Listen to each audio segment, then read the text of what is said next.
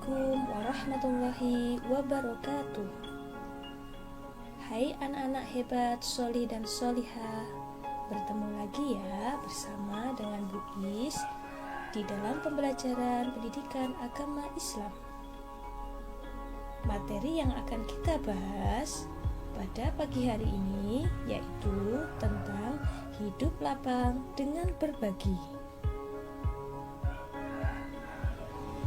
di mana materi yang akan kita bahas yaitu tentang zakat ya anak-anak. Mari kita lanjutkan. Sebelum pembelajaran, mari kita berdoa dulu. Berdoa mulai.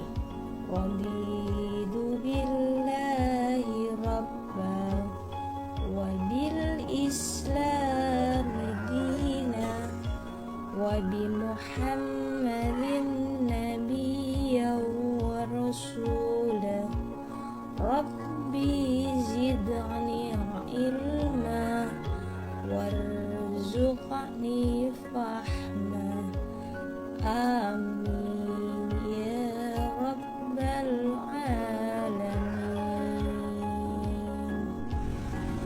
Baik anak-anak, kita masuk pada materi zakat ya. Zakat menurut bahasa yaitu berkembang, suci, dan berkah. Zakat secara istilah adalah harta milik seseorang muslim atau milik badan usaha yang wajib dikeluarkan menurut ketentuan syariat Islam.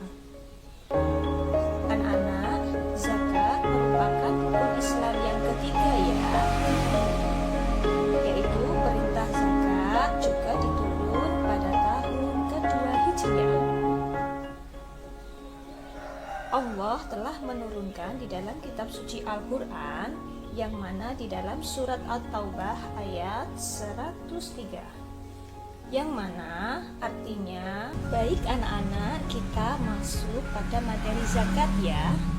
Zakat menurut bahasa yaitu berkembang, suci, dan berkah.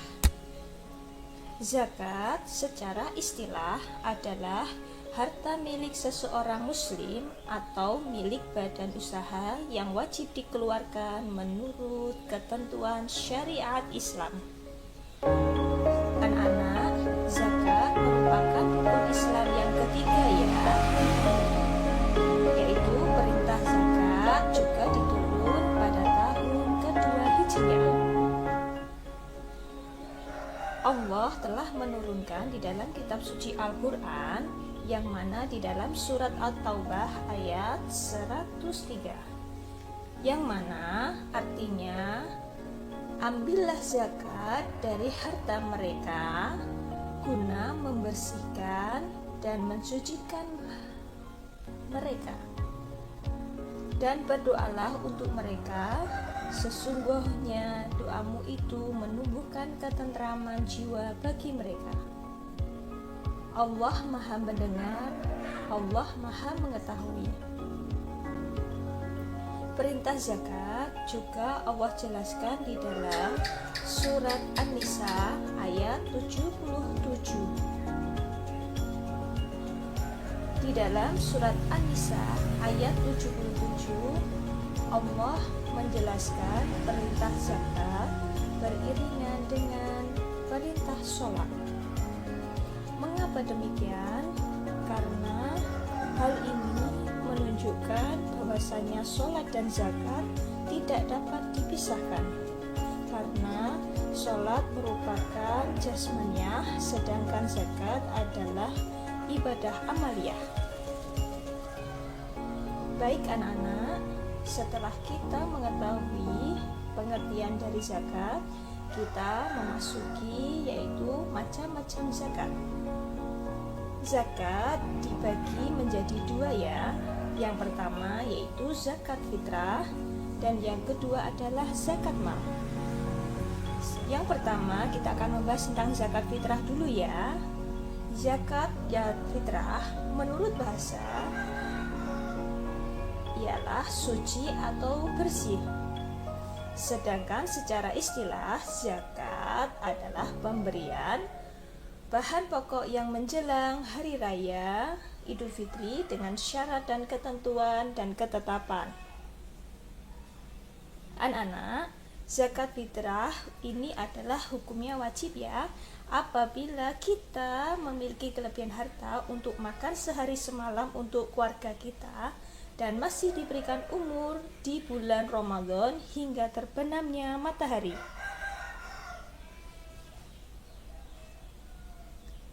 Sedangkan tata cara menunaikan zakat fitrah, Allah telah menetapkan ketiga ketetapan. Ya, yang pertama, Bu Is akan menjelaskan di mana tahap yang pertama ya. Yang pertama kita lalui dalam menunaikan zakat fitrah. Ketiga poin ini, yang pertama adalah berupa bahan makanan pokok. Di Indonesia pada umumnya kita bahan pokoknya adalah berupa beras. Maka zakat fitrahnya menggunakan beras ya. Banyaknya yaitu 2,5 kg atau 3,5 liter beras. Dan yang kedua yaitu waktu zakat fitrah.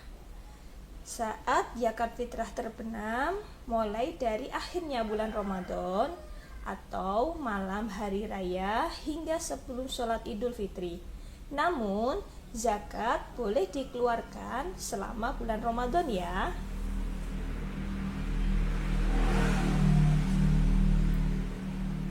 Dan poin yang ketiga yaitu ketiga poin ini, yang pertama adalah berupa bahan makanan pokok.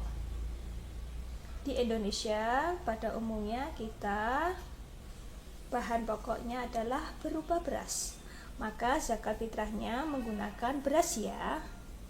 Banyaknya yaitu 2,5 kg atau 3,5 liter beras. Dan yang kedua yaitu waktu zakat fitrah. Saat zakat fitrah terbenam mulai dari akhirnya bulan Ramadan atau malam hari raya hingga sebelum sholat Idul Fitri. Namun zakat boleh dikeluarkan selama bulan Ramadan ya. Orang yang berhak menerima zakat. Siapa sih orang yang berhak menerima zakat? Yaitu Allah sudah menerangkan di dalam Al-Quran, yaitu ada di dalam surat At-Taubah ada 8 golongan. Yang mana nanti kita akan bahas di pertemuan yang terakhir. Kita lanjut pada materi zakat mal. Apa sih itu zakat mal? Zakat mal adalah zakat yang mana dikeluarkan oleh seseorang sesuai dengan ketentuan yang berlaku menurut syariat Islam mencapai nisab atau jumlah tertentu di dalam syariat Islam. Adapun yang termasuk zakat mal adalah hasil perdagangan, perniagaan, hasil pertanian, perkebunan, penangkapan ikan, peternakan, barang temuan, emas, dan perak. Penghasilan juga harus dizakati ya, yang mana salah satunya dikenal zakat profesi. Sama halnya dengan halnya zakat fitrah. Ketentuan zakat mal terdiri dari 2 ya. Zakat mal yang pertama adalah orang yang wajib berzakat. Siapa orang yang wajib berzakat? Yang pertama adalah dia adalah beragama Islam, dan yang kedua adalah balik atau berakal, dan yang ketiga bebas dari hutang atau dimerdekakan. Ketentuan yang kedua yaitu zakat yang wajib dizakat. Ketentuan yang kedua yaitu harta yang wajib dizakati. Yang pertama yaitu 1. Cara memperolehnya dengan halal dan baik. Dan yang kedua, hartanya berkembang atau memberi keuntungan bagi pemilik. Dan yang ketiga, hartanya milik sendiri dan milik kekuasaan untuk menggunakannya. Dan yang keempat, mencapai 1 nisab haul atau mencapai halnya. Dan selanjutnya adalah orang-orang yang berhak menerima zakat ya anak-anak, di mana di dalam surat At-Taubah ayat 60 Allah menjelaskan ada 8 golongan orang yang berhak menerima zakat. Yang pertama yaitu fakir. Apa itu fakir anak-anak? Fakir adalah seseorang yang tidak mencukupi kebutuhan pokoknya atau tidak memiliki harta. Selain itu, ia juga tidak memiliki pekerjaan. Dan yang kedua, miskin. Apa itu miskin? Miskin ialah orang yang memiliki harta tetapi tidak mencukupi untuk kebutuhan pokok sehari-hari untuk dirinya dan keluarganya. Dan yang ketiga yaitu amil. Apa itu amil anak-anak?